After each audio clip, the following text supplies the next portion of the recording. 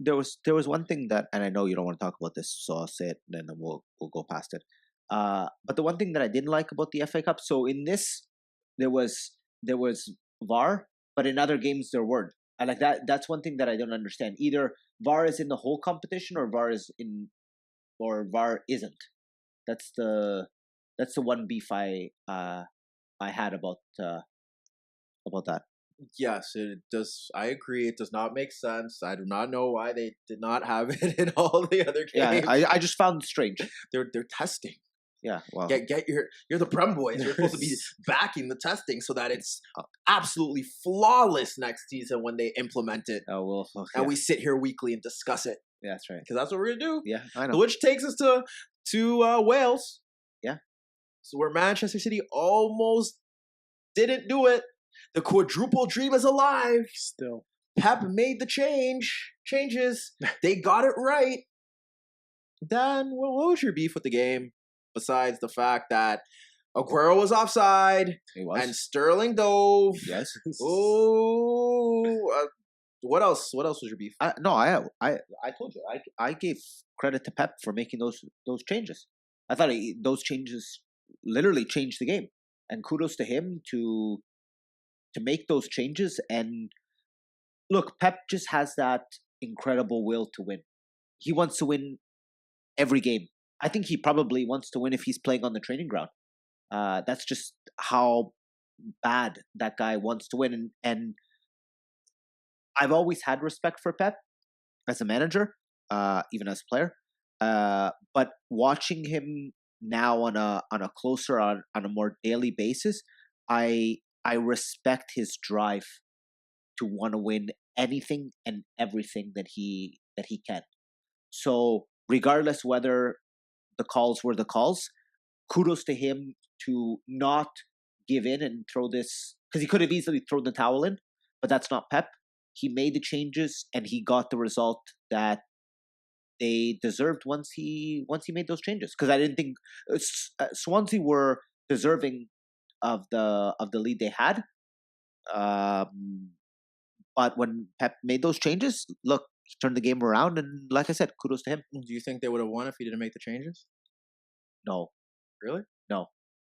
That's fair. Once those changes came in, the momentum swung. Actually, when Bernardo scored that goal to make it 2-1, the momentum completely changed. I think they created enough chances that they should have been up. Oh yeah, they should. That's why I think that I felt like it was one of those games where it was eventually going to come. But I don't think if he doesn't make those changes, because he makes those changes in the 75th minute, I don't think they were scoring. I don't think they were scoring 2. They might have scored 1, but they weren't. Definitely, the game was stalling out on them. Okay, I'm not here to argue that. I thought they were full value of the win. They did it the hard way, but they created plenty of that game could have ended 10. That game could have ended 10-2. It wasn't like, for me, it wasn't like they were knocking at the door. Like one of the games that we've seen in this season, perhaps Newcastle comes to mind, and where else did they drop points? Wolves. Volley scored with his hand. Yeah, where they created a few chances, but here they created enough chances where I already forgot the goalkeeper's name, but they made a lot of key blocks. Nordfeldt made a lot of key saves, and I felt like it was eventually going to come. But yes, he made this tactical change, 4-4-2. And this is where we go to another. See, people, I don't know why people think I hate Portugal so much. Because we're going to get to another guy who's also my guy. I like the little short Portuguese guys. They're killing it. Good job done. They're killing it alongside Cristiano. Yeah. Sorry, Bernardo was fantastic. Bernardo's been their best player this season. Yep. Yeah. I just want to make that clear. I know we can make the argument for Raheem, but Bernardo's been... Even the 2019 Aguero's having. He's quite impressive, too.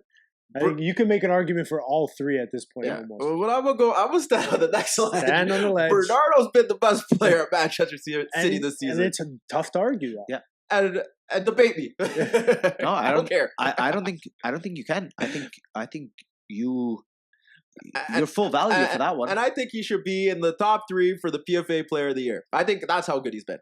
Well, you know he won't be, but that's fine. That's fine. I don't, well, yeah, y'all are giving it to Virgil. Oh yeah, it's already done and dusted.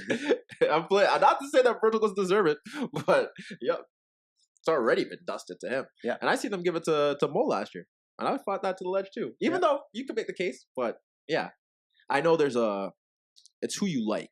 Yep, and I'll get to that in a bit. But yeah, Bernardo's been great, and I think he changed the game moving to the left side as well. Gave them something different, and yeah, when you break it down, I think the bigger story here, and I never want to talk about the quadruple ever, but I feel like we are heading into the final stretch of the season. What are we, like 8 games left? 9? Yeah. And I don't think we've ever gotten to this point and had that conversation. Because last year it was what, like January, I think? Yeah. Where they bowed out of the FA Cup? Yeah. Yeah. I think it was January or February. Yeah, to Wigan. But it hadn't gone this far. No. This is tangible. We're hitting a legitimate. Yeah, and this is a legitimate conversation. And now they're in the Champions League. They're on we'll talk about that after. But they're on a favorable. Not favorable, but they have a matchup where you could see them getting through. Yeah, I don't like that tie, by the way. But continue. FA Cup, you could see them getting through. In the Premier League, they're in pole position. The favorite. Mm-hmm. They win out, they win. Yeah. Yep. So it's theirs to lose at this point. Yeah. So things are trending in that direction. And the question it leads to me is, if they win the quadruple, do they become the greatest Premier League side ever? 100%. Yeah. No debate. You can't debate it, correct? No, you can't. Because the amount of games that you play in this era, and it's just the demand. Coming off the back of 100-point season too. Yeah. Then oh god, those Manchester United fans, Arsenal. I don't care who you want to talk about the Invincibles. You can't. No. I already told you they're not the conversation. Because that seems to be always the go-to. The fact that they never lost a game. Okay, fine, whatever.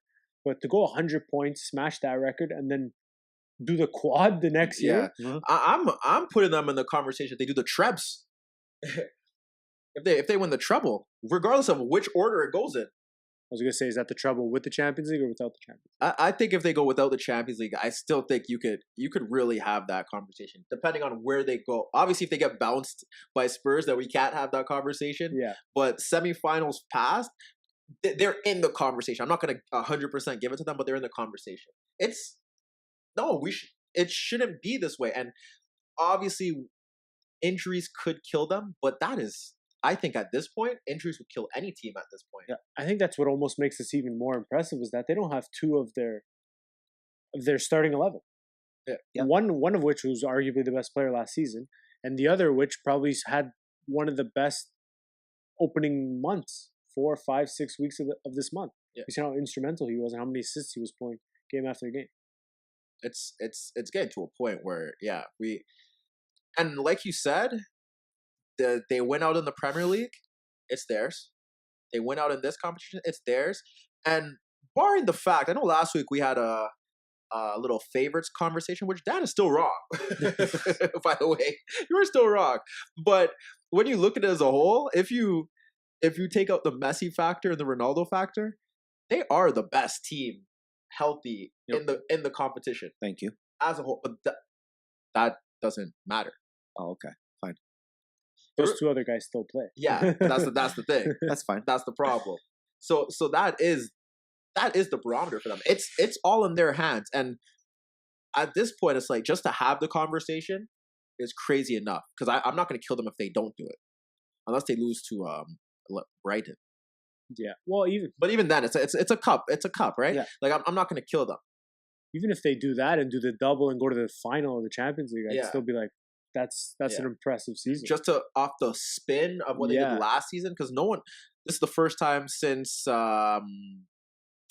like to say since the United won 3 years in a row where a team has been able to replicate greatness with another great year. Yes.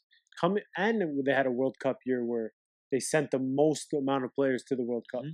And you're seeing it now. A lot of them, Kyle Walker has been the same player since last season. I think the grind now is slowly starting to catch up to City. And you can start to see it in a number of players. And look, like you guys have said, this has been a long year for a number of those players.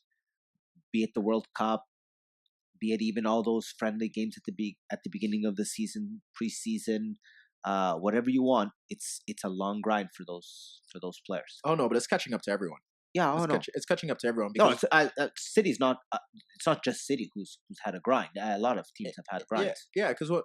Hold on, before we even say that. So, your favorite city to win? It's theirs to lose. You would have to peg them. It's theirs to lose at this point. I just want to get that clear.